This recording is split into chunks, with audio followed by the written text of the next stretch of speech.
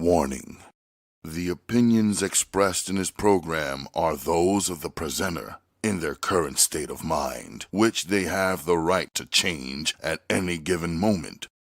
The iRant Network and the members of the Ranters Union are not responsible for any claims made. All opinions and train of thoughts are welcomed here and protected by the First Amendment and the Ranters Union.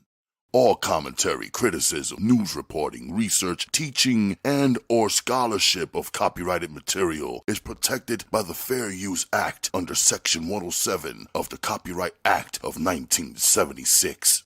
iRant Network and the founder of the Ranters Union, Logic, aka Mr. M, recommends that you take what is said and do your own research. Read a goddamn book and form your own opinion. Furthermore, listen carefully to the ranters rant and debate their opinions and form your own conclusion. Thank you for watching this member-supported program, powered by the Ranters Union and produced for the iRant Network. Good day.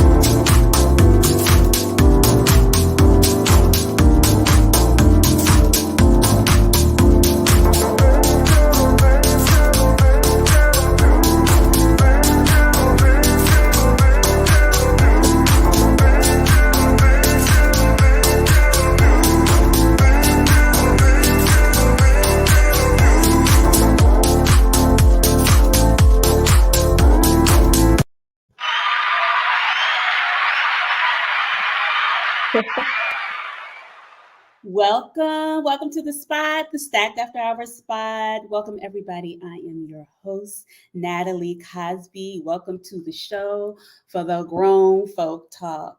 So tonight, first of all, let me pause. Happy Black History Month. Right? I call it the Real History Month. So tonight we are starting a series around all Black topics, not all Black topics, but topics that definitely affect our community. And so it's the first show for us. We're going to be talking about the battle of the generations, Gen X versus Millennials, and the impact of the generational divide on the culture. So y'all ready? Get your cocktails strong, keep those fingertips loose, because we want to hear your questions and comments on tonight's show. And here at SI, we always keep it lit and enlightening. So let's go.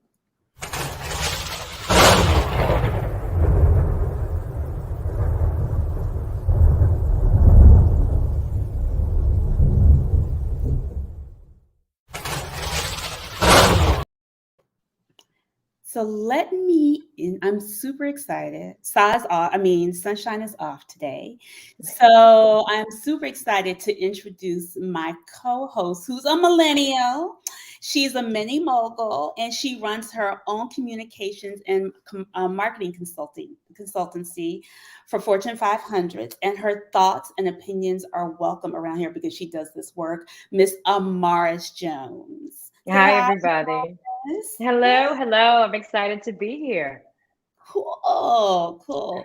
Next, I am proud to call him my family. Not only is my family, he's cool, he's smart, and he loves to debate you until he runs circles around you. And recently an Esquire, Mr. Attorney at Law, Alex Jones, my millennial. Say hey. Happy to be here. How y'all doing? Happy to be here. I'm excited for this conversation. Yay! Next, he's my Gen Xer, my educator. He's all about the kids and a world traveler. I want to welcome Mr. Brandon Scott to the spot. Say hello to the people, Brandon. Hi, everybody. I couldn't see myself, so I didn't know what happened. See? There you go. I know This I'm new dark, one but probably come got on. everybody all confused, right? Brandon's a regular. Lighting right. Exactly. Next and finally, I'm super excited. This is their first time on the spot, and we are super excited to hear their voice to this conversation. They are a minister for the queer and trans community, Miss Leo, is Leo Sage Allen. Welcome to the panel, Leo. Thank you, Natalie. Glad to be here. Cool. So this particular topic was really interesting to me because during Christmas, me and Alex actually was having this whole conversation around The Closer, Dave Chappelle's show, his Netflix show. And then what I realized, there's a little bit of a generational divide around this particular topic in the quotes and not the quotes, but the jokes around the LGBTQ community. And so I was like, okay. And I was told I was old and out of touch. I was a little bit in my feelings, but it's okay. It's fine. I didn't take it personal, but I did a little bit. So I wanted to really have a conversation around this and how we deal with cancel culture and a multitude of things that are going around in our community. And I always say for Gen X, I feel like we're the middle child between the boomers and the millennials. So we're always forgotten. We're the latchkey kids. We're the slackers. We're the MTV generation, but we're also the first fully integrated generation that had full civil rights.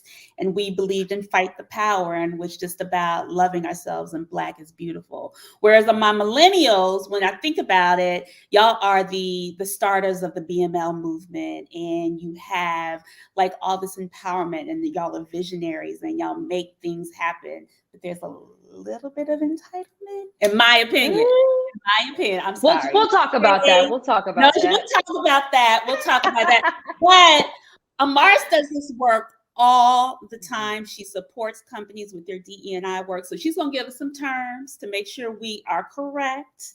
And I am not misspeaking. At least I'm not misquoting about what's next. So go ahead, Amaris. Take us to school. Totally. And before we go to school, so we have the generational divide in the title of tonight's topic. But again, just want to emphasize this is not a battle. This is not a versus. This is a discussion. This is a safe place, rather. We will have difference of opinions and perspectives based on who we are, where we come from. But again, this is a safe space and it's a conversation. So we want to make sure that we're all using the same language, right? And there's no question marks around the terms that you might hear tonight. So just starting off, as Natalie mentioned, a lot of the jokes and the controversy in Dave Chappelle's The Closer is around the LGBTQ community. So what does that even stand for? Let's just start with the basics, right? So LGBTQ stands for lesbian, a woman who's attracted to another woman, gay, a man who is attracted to other men, bisexual, a person who has the capacity to have a physical or romantic or emotional attractions to the same gender or those of another gender. Transgender, we'll be talking about that community a lot, probably just because a lot of the jokes focused around transgender people. Those whose gender identity is different from the gender they were identified with having at birth. And trans is often used as a shorthand for transgender. So if you hear that, that's what that means. Queer is an adjective used by some people, a lot of times younger generations whose sexual orientation is not exclusively heterosexual, right? A lot of people think that queer is more inclusive and it resonates better with them. And then the Q can also stand for questioning, those who are questioning their sexual orientation or their gender identity. You might also hear LGBTQIA+. So the I, intersex, asexual or agender, not having a gender, or even ally. So that's someone who either confronts heterosexualism or sexism, homophobia, transphobia, etc. Another term you will probably hear is cisgendered, and I know this is a lot, so we can revisit as we're going through the discussion. But let's start, just going through the vocabulary. Cisgendered is a person who identifies with the gender they had when they were born. So, for example, I'm a cisgendered woman, right? I identify as a female at birth, and I identify as a woman today. And I think it's also important to point out that this term is not about sexual preference. It's about gender itself.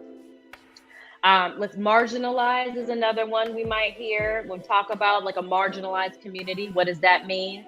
A group that has been treated historically as insignificant, or a group that's been on the peripheral, right? So like Black people have been marginalized historically, LGBTQ plus. Another big term that's hot right now. Can y'all hear me? Yep. Yeah. Okay, good. Another term that's hot right now is intersectionality. This one is a little complex, but it deals with the way things are interconnected and they overlap, right? Like we're not monolithic. There are a lot of different things that make us up. So it talks about the way race, class, gender, and other characteristics intersect and collide. Privilege is another concept that we will probably visit. And actually, it's so funny. In the beginning of the closer, Dave Chappelle says, before I can start, I want to say I'm rich and I'm famous. And he goes on to say, the only reason why I say that is because the last 17 months talking about the pandemic have been hell, and he can't imagine what everybody went through.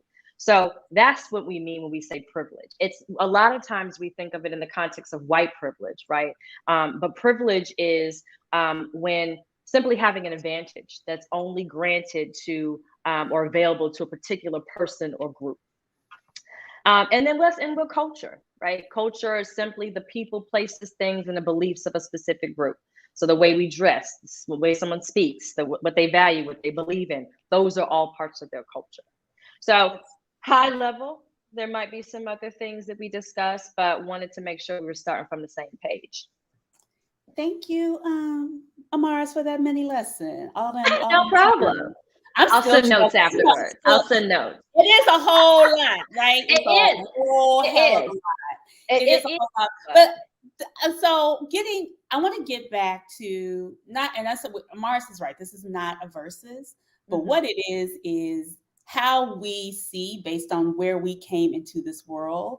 And I want to really start. I found this clip, and I realized this culture, especially in the Black community around the LGBT, whatever, has been something that has kind of been going on for a really long time.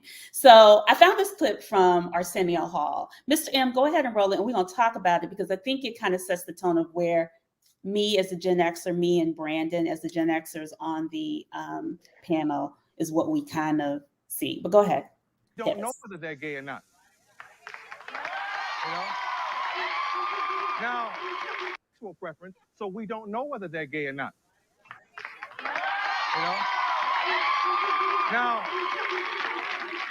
Now, sorry, why don't I have any gay guests on my show? Well, there are a lot of gay guests who really don't like to talk about their sexual preference, so we don't know whether they're gay or not. You know?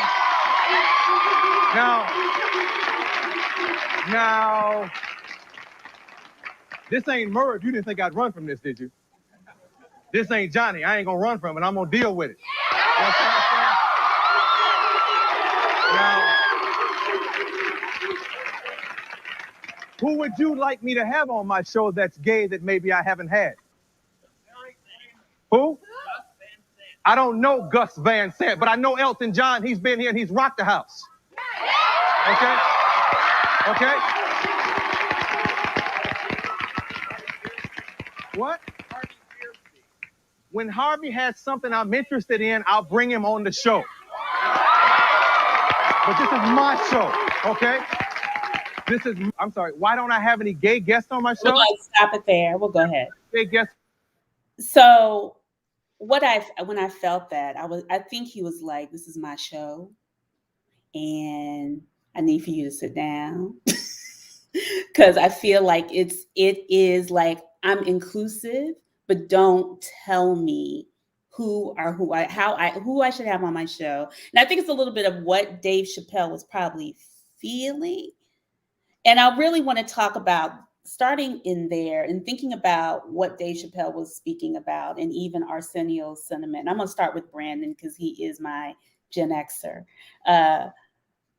The perspective of that whole energy around the LGBT community, and what we as Gen Xers, kind of how we come into this space, dealing with the comments of the closer, and even what Arsenio Hall was dealing with within that segment. Well, it's a lot. It is a lot. Yeah, and especially coming from the background that I come from, a religious, extremely religious background, as well as being an educator now.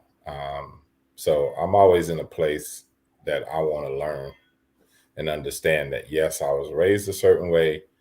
Yes, I believe a certain thing, but I always feel like we can learn from each other and support each other in the best way we know how. So I'm not quick to cut things off or whatever.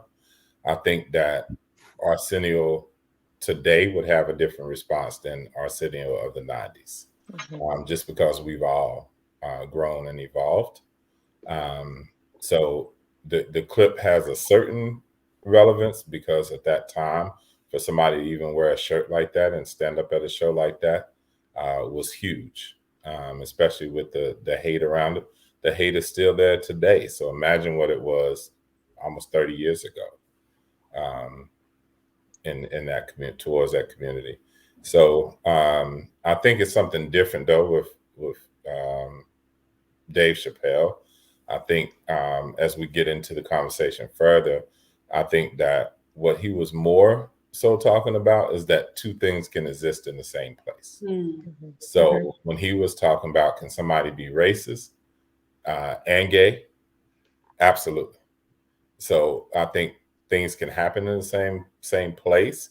And the conversation to me was bigger about that, as we saw the lady who called the cops and acted like the bird watcher in Central Park was assaulting her. She had given thousands of dollars to Obama's campaign.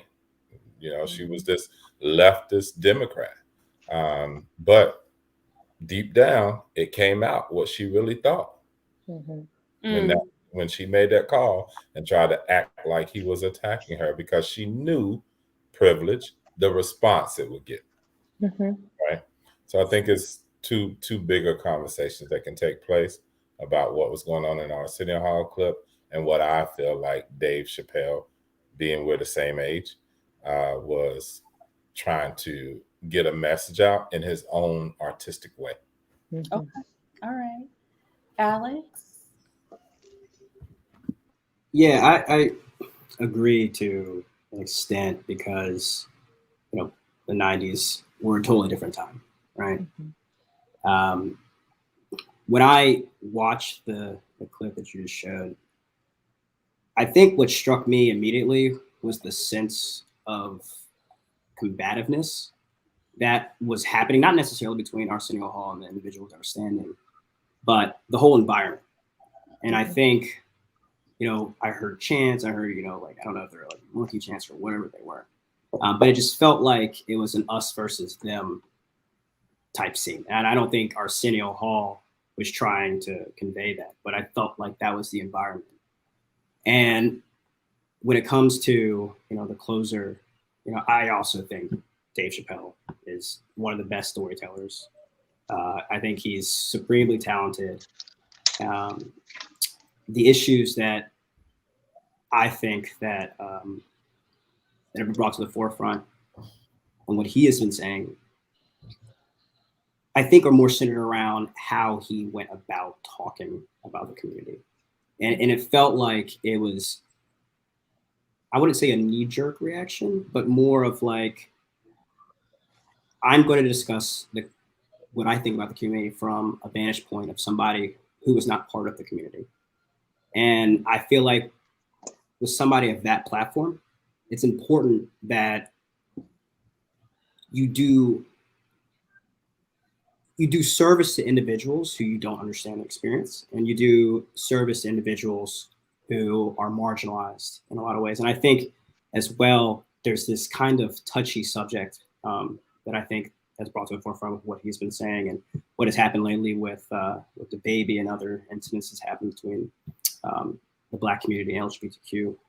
There's kind of this, us versus them mentality, where it's like, because LGBTQ community is uprising, about what's happening with the closer, this is going against like Black people. It felt like it was very, tribalistic in a way. And I hate that sentiment because I feel like it flattens the idea that there's a marriage between these two communities, right? Like there are a lot of individuals who are LGBTQ who are Black. And when we go down this like route, it just flattens their experience. And I think that, go ahead. I want to say something because I watched it as well last night. And the one thing he said in the beginning, and I want to go into Leo, I wanted you to answer this because you are the one trans person on this.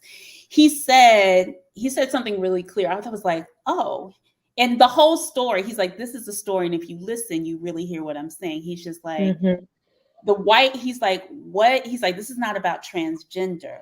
It's really about, he said, if I get into a fight with a Black trans, they ain't gonna call the cops because we know what it's gonna happen. He's like, but it's really about how whiteness sometimes transcends and they don't understand my struggle. It was like, basically, I will be, he's like, whether it's trans or whatever, I will be the person that's in jail, right? So he's like, it's always for me been about the systems of oppression. And he was just like, so this is not, he said, this is actually not towards the Black trans community. And I was like, I don't know, I didn't hear that the first time. The second time I heard it. But go ahead, Lisa. Yeah, I think you just brought up the point that I wanted to focus on, in particular with that Arsenio segment, because I have, as Alex has said, others have said, I have tremendous respect for Dave Chappelle being a master artist of his craft. There's nobody like him, and at the same time, Arsenio Hall, that show was groundbreaking, right? And to see those, what I'm gonna presume were cisgender gay white men in the audience, there was a combativeness, as Alex mentioned, and it does point to the fact that white supremacy culture shows up everywhere. It is in and through the LGBTQ community. We have our own issues around racism, sexism, even colorism. So that's what I saw in the Arsenio clip. Maybe a question of representation, where at the same time, these are cisgender white men, regardless of the fact that they were gay at that time, yes, that's looked down on significantly. Yes, they were given less resources for like things like health, but at the end of the day, they have more privilege than Arsenio, a cis straight Black man. And then with Dave Chappelle, when you talked about him saying this is not for the Black trans community, that's my biggest question for him, is in like, okay, so because there are those of us who exist who are Black and are trans, so who is it really for? And I also wonder, and I'm playing devil's advocate a little bit, like what if the person telling the joke, like Dave Chappelle did, was a Black trans person? Would we even be debating this because this person has that identity, right? That intersectionality of being Black and trans. So do they have permission to say it? Go ahead, Amaris, I know you got a question. No, I'm just listening to everyone, and I'm hearing, we were talking about the spirit of kind of combativeness in the Arsenio Hall clip. And what I felt was offensiveness on both sides. Him defending who he is, his platform, the ownership that he has through the show, and that being challenged. And it was the same thing that was happening on the other side in terms of the person in the audience, right? And I feel like perhaps Dave Chappelle, and I'm speaking out loud in real time, you know, he used his platform in an artful way to address some of the comments about him being transphobic, etc., in an artful way through his platform, through this particular program. But because he's not from the community, you know, is that one of the biggest issues, right? From a representation perspective, and people feeling comfortable with, you know, him joking around some of the things, really the challenges and plight of a marginalized community. So I'm gonna speak as a Gen Xer. I think part of it, and what I saw with Arsenio and Dave within our Blackness, is like, you're not gonna shut me up. Right. And like, Dave even says that in the backlash. I think part of it is like, we've never had the opportunity to be free and speak freely. And I think Dave Chappelle was doing exactly what Dave Chappelle always does. And to expect him to do different is somewhat like, you're disrupting my art. You're disrupting me. And my experience is, as uncomfortable as this conversation may be, is,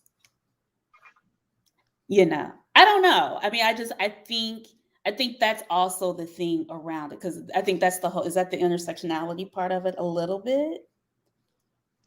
I mean, it could be. You even see in his comment around the backlash, right? He says, "I'll have a conversation, but you're not going to summon me," right? Like, let's be clear. This is my show. You're not going to summon me. You know, I'm open to dialogue, and we saw it in Arsenio Hall as well. He said, "I had Elton John on the show, and he rocked the house." What, you know, but one thing you're not going to do is silence me. And that could, just to your point, you know, we've been fighting for a voice. We've been fighting for a platform as Black people. But again, in terms of intersectionality, we're also have to be mindful of our LGBTQ brothers and sisters and members of that community. And I think that's where some of the larger issue comes in. Go ahead. Someone said, Jeff Brown, could someone please explain homophobia? We'll get to that. We're gonna pause on that. I want to continue on this vein. So you don't want me to go back to my dictionary? Girl. I'll put it in the chat. We got homework, follow-ups. Right. So since we do have it is about the generational divide. So what could have Dave Chappelle done differently? Or what do y'all think could have been done differently? Or what did he do right? Was he wrong? Based on what is the controversy? Right? What is the controversy? We're hitting on points of it. Right. Because I think my generation is kind of like, I'm not gonna speak.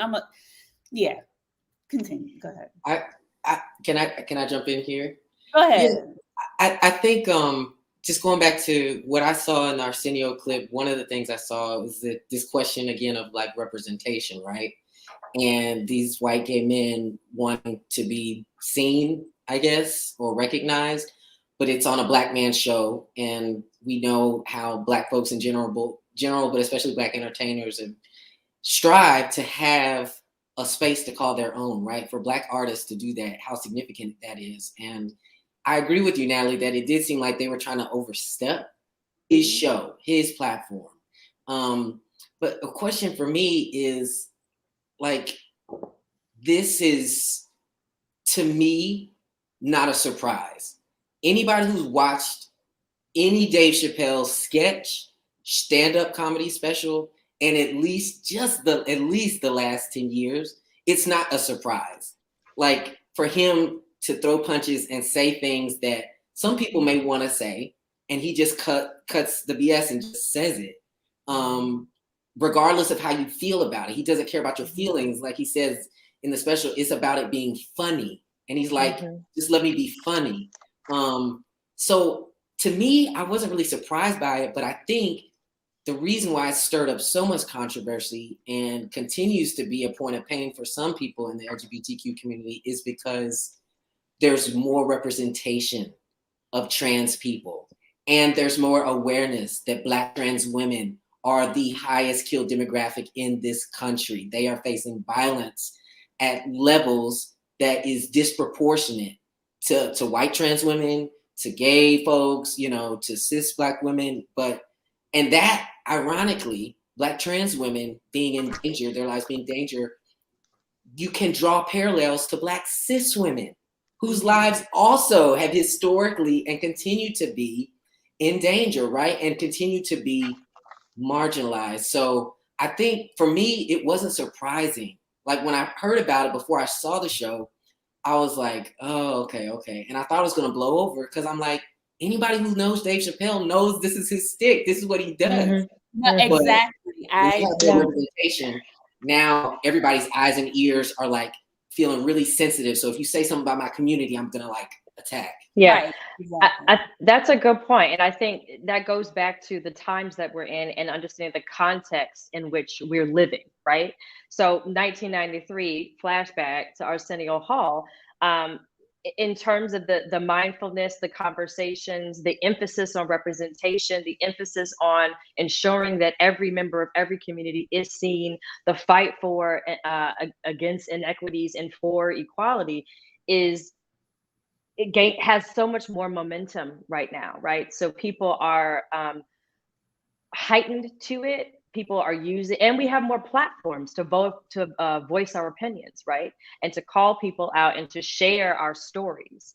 So I think the times that we're in also create just this environment where people I guess are expected to be more mindful, and there's gonna be backlash and potential repercussions. But again, knowing who Dave is, knowing who, you know, how he delivers, knowing how he tells his stories, where is there a line that needs to be drawn, right?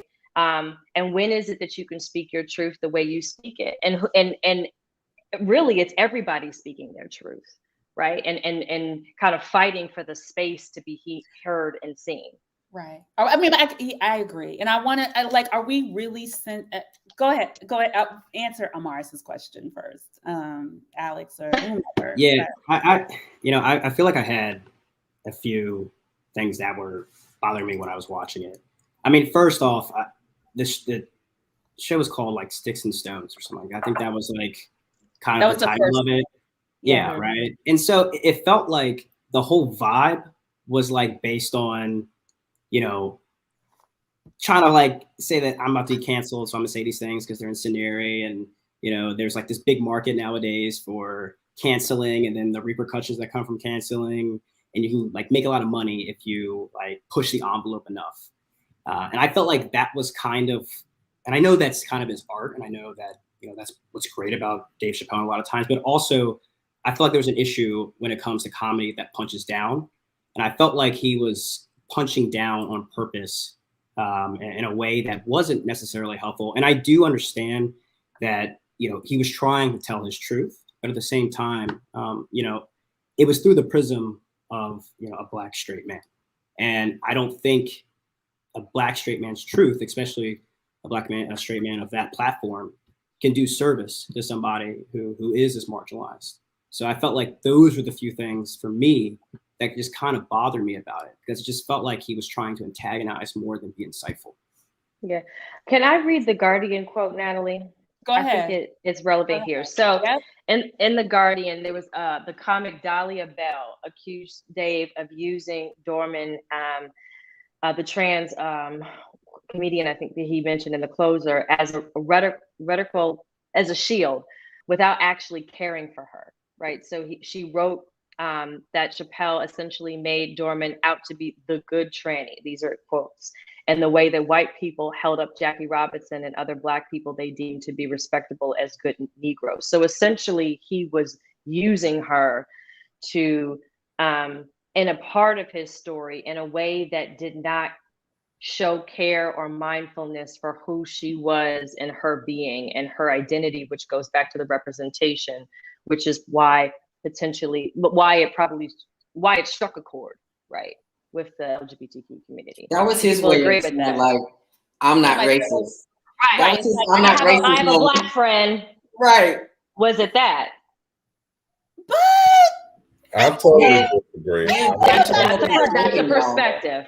He be Look, drinking, so maybe something came out. He was lit. he was lit. Maybe Well, he he would have always told the is reason. when he does his art form. Right. I think, That's what he look, performs his best at. But I totally disagree. I don't think that was his I have a black friend moment. I felt like he was speaking from his experience with a person that was transgender, and it fit the conversation that he was talking about. I think the fact that we're even sitting here talking about it now opened up the conversation. And for me, having listened to a lot of people from all different types of backgrounds, being a world traveling, seeing like people talk about like marginalized groups and then like how they're affected or whatever. Like you can't help someone unless you're having a conversation about how people are truly feeling. So if you're going to put it in today's context and say, okay, let's never talk about slavery. Let's never talk about the Holocaust. Let's never talk about anything bad that's happened to people because, it's a tricky category, right? And we see what can happen to people, like what happened to Whoopi Goldberg getting suspended, with her just speaking about what she felt. And had she been educated enough to explain her point, she actually was right. she was. When you go back to what is known as race. Right. They fall under the same causacoid. Is that how you say it? Caucasian causacoid, like we're Negroids. They fall under the same race, Jews and whites, that did this to them. So wasn't necessarily a race thing, but I think this opens up conversation. Like Dave Chappelle opened up a conversation that needed to be had. That one of the things he said in that was that he wished Black people could organize like the LGBTQ. There's a little bit of jealousy and envy. And that's what he said. And he says that. And then he I think that's what because he's just, but he's like, clearly the white sector of the LGBT community is because again, I mean, we do live in white supremacy, the white constructs and all of that shit. But the privilege within the Black community around the LGBT community is deep. And it's been going on, I mean, before some of y'all were even born, right? And when I think about it, and I'm going to roll this thing with Amanda Seals in a minute, but I just want to get this point across.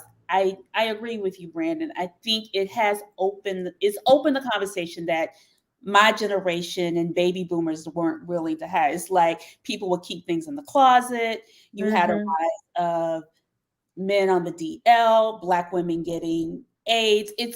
So the beautiful thing about millennials and latter generations is that it has forced us to look at our own things that are going on in our community. But Ms. M, let's roll this Amanda Seals video around her take on Dave Chappelle with Jamil Hill. Go ahead. We have to look at it from a macro view. And the macro is that our community as Black people continues to disassociate ourselves in a large way from the LGBTQIA plus members of our community. So we have to acknowledge the truth of that first and foremost. Then we have to acknowledge our unique privileges and understanding that even as Black folks who are not privileged in very clear ways as it relates to white supremacy, as it relates to the variance in our melanin, as it relates to police brutality, even in the realness of that, if you are a cisgendered Black person that is also a heterosexual, you do exist in a certain particular place of privilege. Because at the end of the day, the world is set up for you by and large. And when I say cisgendered heterosexual, I mean you were born with female or male body. If you were born with female body parts and you identify as a woman and you date folks that are cisgendered men. I have to say it macro in that way because when we realize, when we acknowledge all of those things, we then understand how our words show up.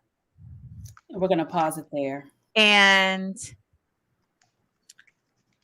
So, it is. All right.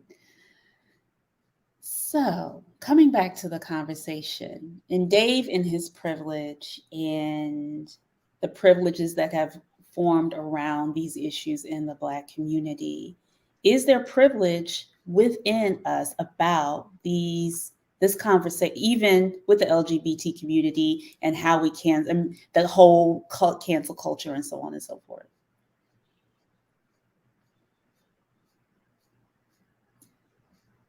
I'll let Leo go ahead and speak.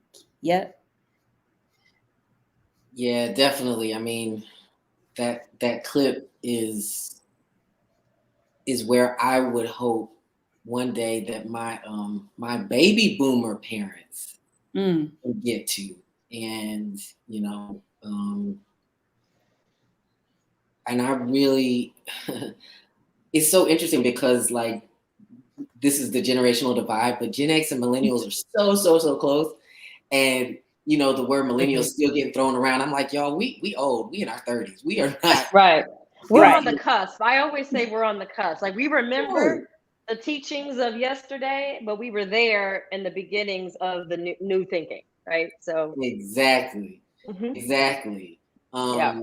But the way that Amanda has articulated that to Jamel Hill is where I hope that we can be, these three kind of big generations, but especially Gen Xers and millennials, to be able to accept that even if we have differences of opinions about, I mean, honestly, it's about another person's existence in the world. That's kind of what it is, right? Like you might feel the way you feel about the LGBTQ plus community, whether you're, you know, with us or you're not really with us, but just the level of like understanding the types of privileges that we have that exist in the community. Like if you're not gay or queer or trans, right? Just acknowledging that, I think it sets a baseline of respect. Then we could come to the table, as Brandon was saying earlier, and have the dialogues and have the conversation. I think she hit the nail on the head, saying we just got to acknowledge that there's a part of our community that we have marginalized. And by doing that, unfortunately, we're just repeating what white supremacy has done to all Black people.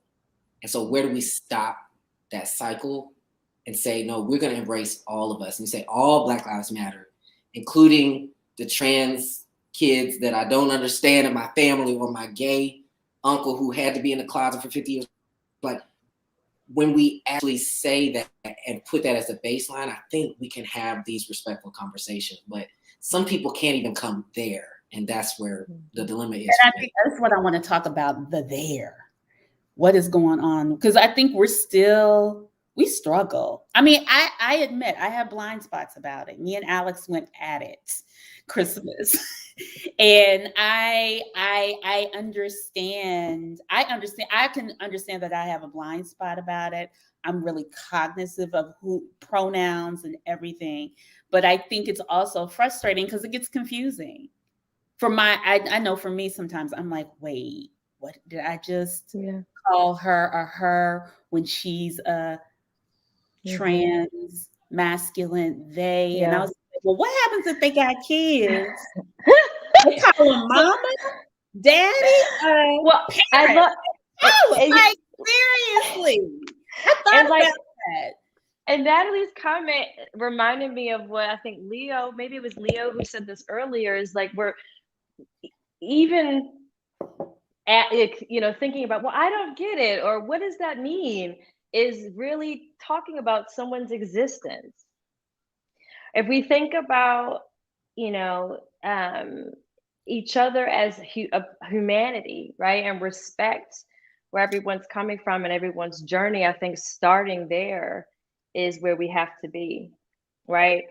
And even at the end of the special, Dave even said, empathy is not gay, He said empathy is not Black, empathy is bisexual. Now, you can play with the words, but his point was it goes both ways, right? And we have to take a step back and really not even try to understand the mechanics and the logistics and the how and the when, but more so who are you, and respecting that, right? But yeah, That wasn't a question. That was a comment. That was on my heart. I'm sorry. that's okay. That wasn't a question. No. Go ahead, Brandon. Oh, Alex, were you going to go? No, you go ahead. You go ahead. Or I Alex. was going to touch on the point, and I think Natalie, you stated it earlier. I think a lot of people in our generation are taken back by it somewhat because we view it as a distraction. Because we understand, like, we still have a long ways to go as a community in general. And then when we start bringing these other things in, what happens is we start thinking of it as like, listen, I see you, I acknowledge you, but right now we got to get this done because we're still struggling here and we're still fighting for this. And I think sometimes it feels like the millennials are really disconnected from the original movement, the civil rights movement, because of the privileges that they've had the benefit of having because of what my parents and grandparents did, and that I was connected to because I was able to sit at my grandmother's feet who marched with Martin Luther King and hear her stories and hear about what that day was like.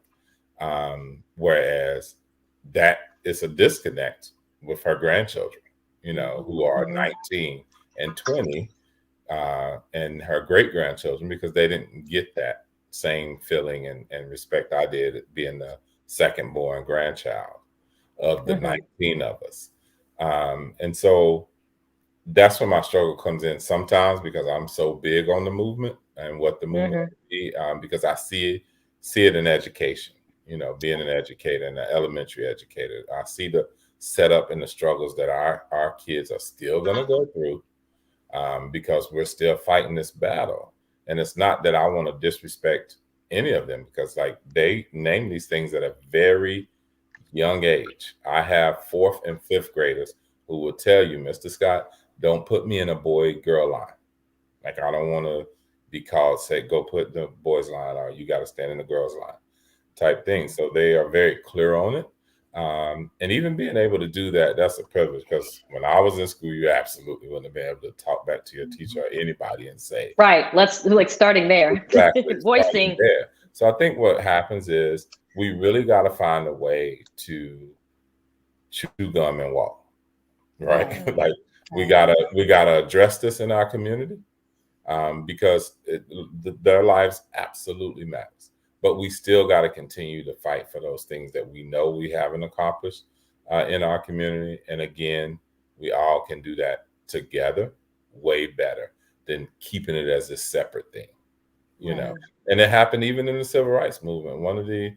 His name is slipping me now, but he probably would have been the Martin Luther King had he not been out as gay.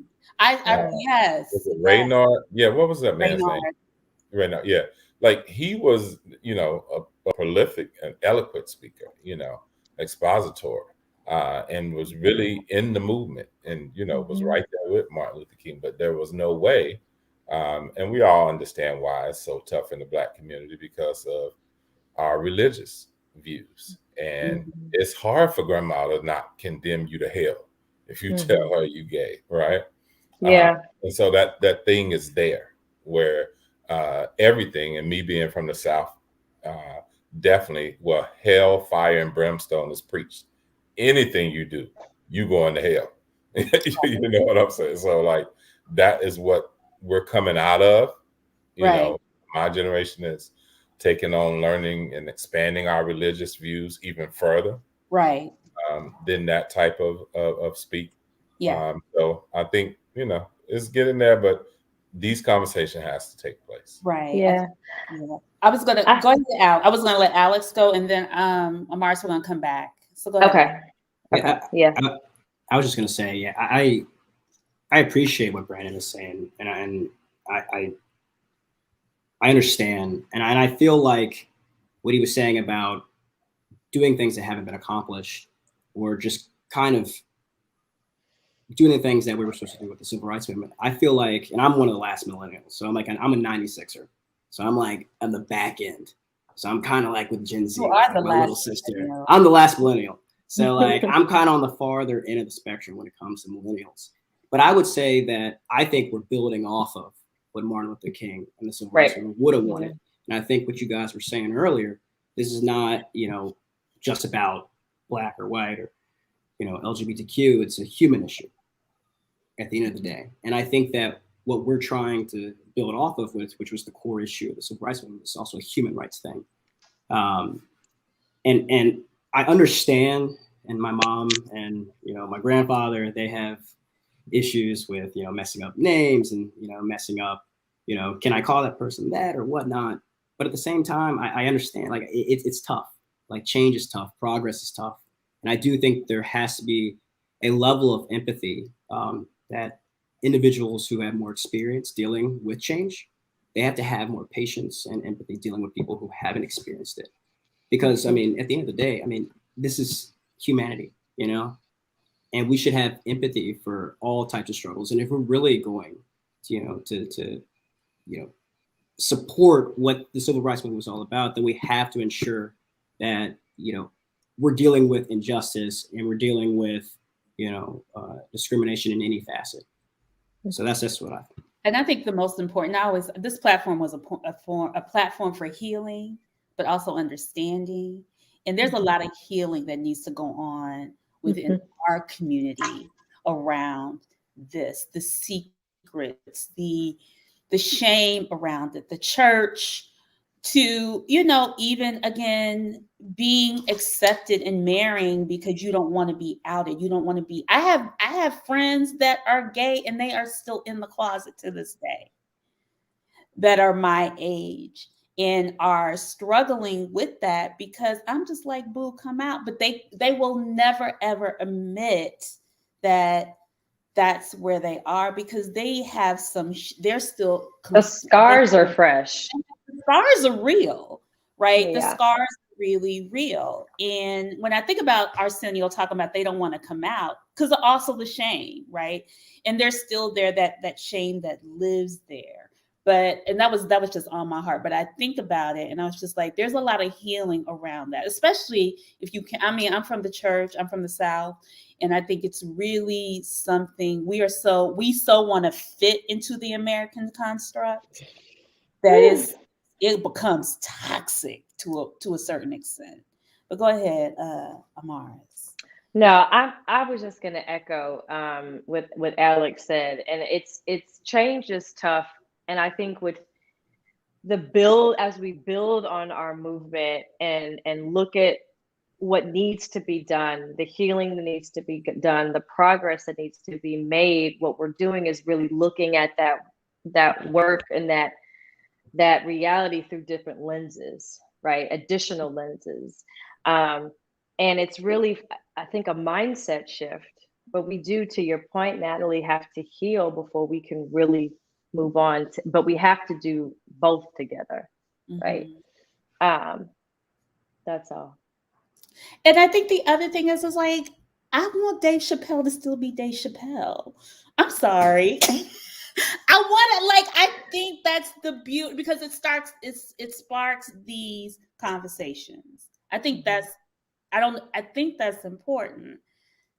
And I think he has to be able to take it as well as he gives it. Right.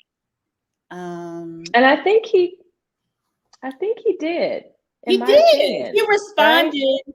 He responded. And so when I think about what happened with Whoopi Goldberg this week getting canceled for the whole, calling Holocaust, it wasn't about race and so on and so forth. So this brings me to a question about cancel culture, right? Cancel culture, is it helpful? Is it harmful? Is it both? Because I think just working, so I have a consultancy, as Natalie mentioned, working with companies in all sectors, at all sizes, and helping them think through, okay, so when this is happening, what do we say? What do we do? Are we going to get canceled? Or is there going to be backlash? Like, is this going to reflect negatively on the company? And where do we speak? What place do we speak from? Hold on, I just lost my train of thought because I got fired up. Cancel culture. Where are we coming from? Where are we with cancel culture? It'll come back. Let's just start there. Let's open that. Is it we don't have harmful? that much time, but helpful? I want to go ahead and dive into that. So, Are y'all out here canceling folks? There's some people who deserve to be canceled. Now I know my point really quickly. But we have to be careful with cancel culture, I think, in my opinion, because if we cancel somebody and then there's no discussion, there's no context. Well, where was Whoopi coming from? Why did she make that comment, right? What was her thought process and what was the point she was trying to make? If that follow-up doesn't happen, then it's not helpful. Like back, I think around the murder of George Floyd, brands we're not going to have Aunt Jemima, syrup anymore. Well, some people don't even know the history of who she was, right? So there's a part of that we need to be careful about, I think. Right. So let's go straight into this. We're gonna have a real quick round about cancel culture, because I think that's one of the things that we could all learn something from the whole. So are we really, the point of, is it really useful? I guess. Trump needed to be canceled and he never was. People who needed to be canceled were never really canceled. But let's go. And is there privilege in cancel culture? Is that a factor? Yeah. Go ahead, Brandon. It exists in every aspect when we talk about it. We've seen it come up in everything that we've talked about tonight. That's still the bottom line, is privilege, right? R. Kelly absolutely needed to be canceled. Definitely. I miss his music because I was a huge fan. Oh, same. TP2.com. What? My generation, but I can't bring myself to do it, especially as an educator. Never, but it still doesn't. Damn, don't get it twisted. Listen, it's not saying he wasn't artistic, and some people in our culture still say, I can't, not as an educator, I cannot. I have to let him go. But then you do have, Trump says so many things as president and even before, and none of it mattered, or it didn't change anything, or nobody came after him. So, of course, privilege existed there. I think that it does have to be this certain aspect of checking people, especially if they're spewing lies.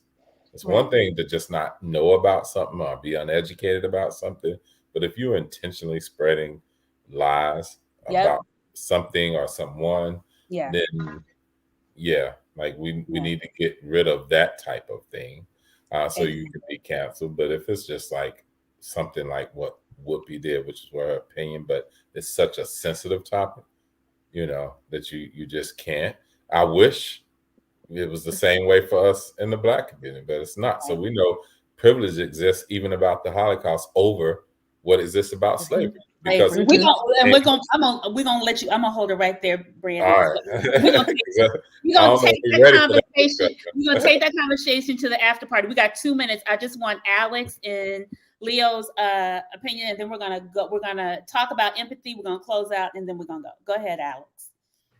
Yeah, I don't like the public atonement version of cancel culture. I don't think it serves any purpose. I think a lot of it is just using cancel culture as a weapon to kind of advance your political position or advance your political side. And we're in a polarized society nowadays. So I feel like cancel culture as an idea and as a use has been weaponized in that way.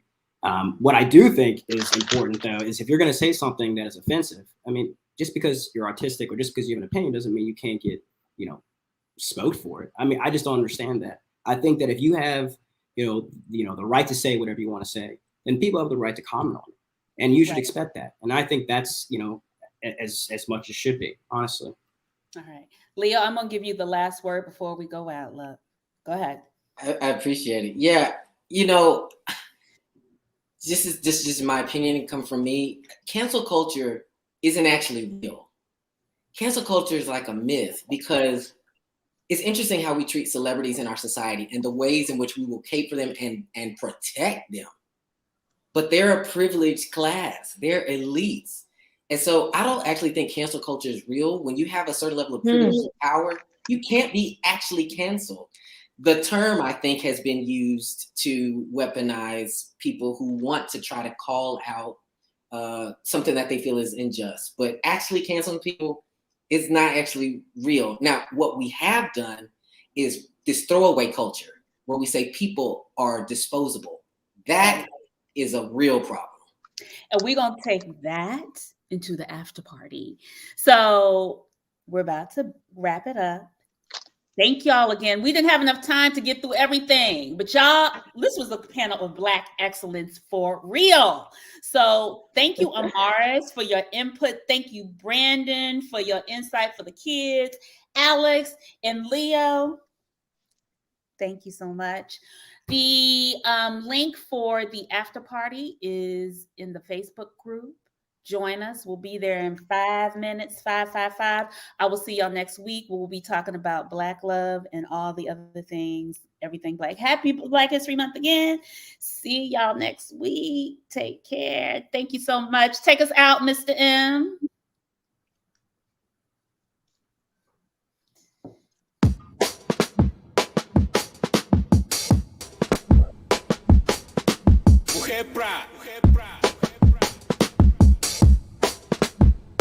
Yeah. Mom had a baby and the baby wasn't happy about the world that he was living in. This shit is fucking crazy. He was moving through the system and the system tried to raise him as a slave in the system, but he switched up in his ways and then learned about the murder and the contradicting logic of the system he was living in. The human is a product of persuasive education, turn a human to an object, and the object of the game is to find a way to tame all the people on the planet, to control it, to command it, but it starts inside the brain, the conditioning and planted in the mind of the people into over-understanding education from the slave master. Everybody dancing to the rhythm of the killing and the lying and the stealing. Deconstruction of the buildings we was building for our children, gave our children to the system for the system to devour. Turned our men into cowards and our women into weapons and the soul. What about the soul and the body of the temple to the gods that's in everybody's body, and the soul is the body and the energetic presence of the person at the essence. It will travel through dimensions to the places that are mentioned on the proverbs that are written by the ancients, putting every human in position day and night. Day and night. Yeah, know where you going, pick what you choosing. Take your heart with you on the path that you are pursuing. Moving steadily moving whenever you're moving. Put your all in, even when falling, you'll never be losing. I mean, you'll never be what you'll never be, but you can be what you can. And you can do what you never done, and you'll become what you ain't. I mean, like, you can be what you never thought that you can be. If you do the things you never thought that you can do, you gotta do into the future what you didn't used to do. So, swimming in the femininity of a feminine energy. And I am a masculinity with a passive energy. I am the truth that lies on the path of my enemies. I am the truth that lies in the past of my enemies. I am the past that remains in the future of the present. I am the present that remains in the future of the past. I am the gift of life and the life of the gifted. Becoming the burden of relief when the burden is lifted.